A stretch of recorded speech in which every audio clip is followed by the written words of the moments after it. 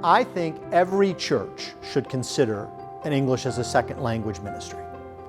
I think it is the easiest outreach to the community you can make. If you tell your members, come on and follow the pastor, and we'll go knock on doors and tell people about our church. That's a very high ask, especially now. Most people won't open the door. But if I say to someone, why don't you come to the church?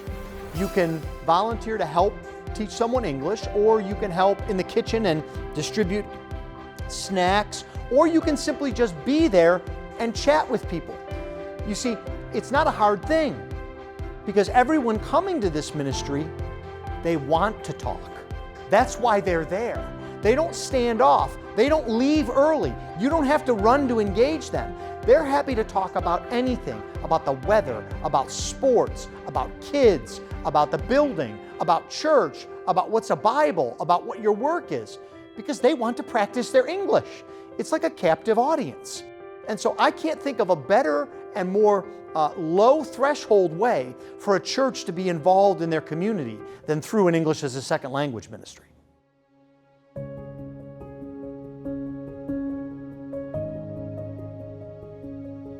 Christ Church is a church on the west side of Houston in the suburb of Katy. We just celebrated our 25th anniversary. Christ Church has had an English as a second language ministry now for more than 10 years. We knew we had an international community, and actually one of the things we first thought was that we were going to minister to the Spanish-speaking community, which is very prevalent in Texas in general and even in the Houston area. We were surprised by how many language groups and how many nations were represented in our English as a second language program. The two largest industries in Houston are first, the medical industry, and then second, the energy industry. And people with expertise come from all over the world, from India, from Japan, from Africa, and they come for work here because of their expertise. And oftentimes they will bring parents with them, they will bring children with them who don't speak English, and they want their family to integrate into American society.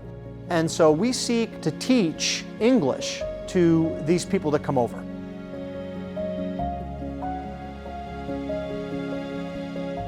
ESL ministry is very similar to offering a cup of water in Christ's name, or food or shelter. You know, Christ said, if you've done it unto one of these, you've done it unto me. People who live in the United States but come from another country whose first language is something other than English have a very, very hard time. There's just so many things that are difficult for them. And just by sharing what we all do, automatically, we speak English. That's what we learn to do. We don't even think about it. By sharing something, the effort isn't even that great in many ways. We can benefit them, we can bless them. And some of these people are our brothers and sisters in Christ. It's not just to have the opportunity to bring someone to the gospel, but to minister to brothers and sisters in the Lord. Our ESL program is a weekly program. We hold it on Thursday nights. It's all volunteers. We have 5 class levels from no English to quite fluent. And we have been averaging this year probably between 90 and 110 students most nights, divided between those 5 classes.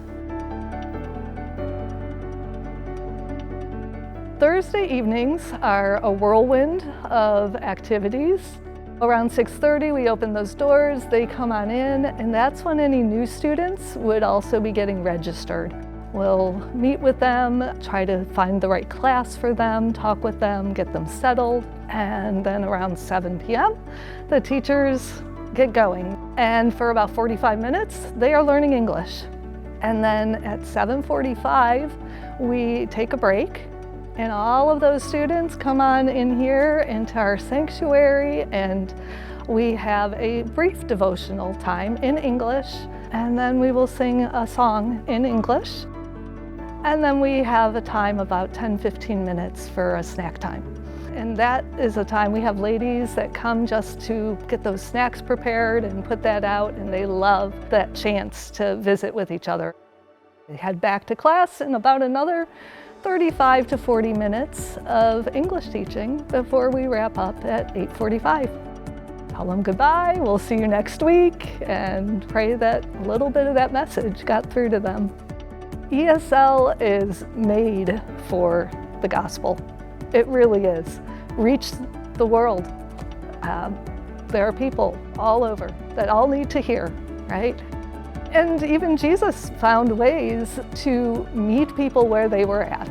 This is the way we have found to reach the needs of these people. I can't share the gospel in each of their languages. That's not a gift that I have, but I can smile at them. I can love them. They can know they can trust me as they come through those doors. And by teaching some of that English, we are then able to share that gospel.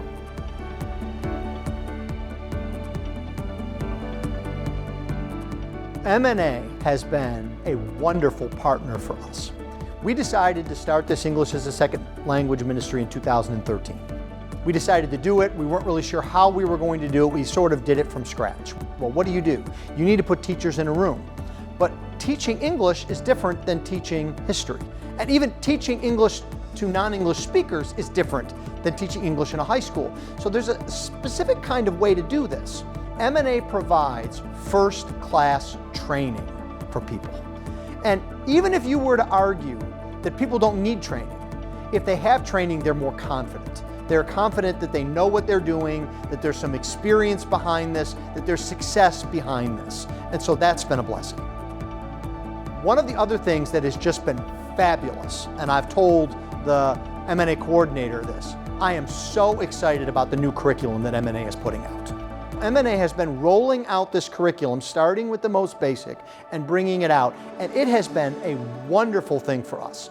It's also allowed me to encourage other churches who are thinking about starting an ESL program. I say, you don't have to start this from scratch. You don't have to figure out what you're doing. There's a successful curriculum that you can order, and it is timely, and you can use it right away. It's very affordable, it's very available. I'm so glad that MNA is involved in this.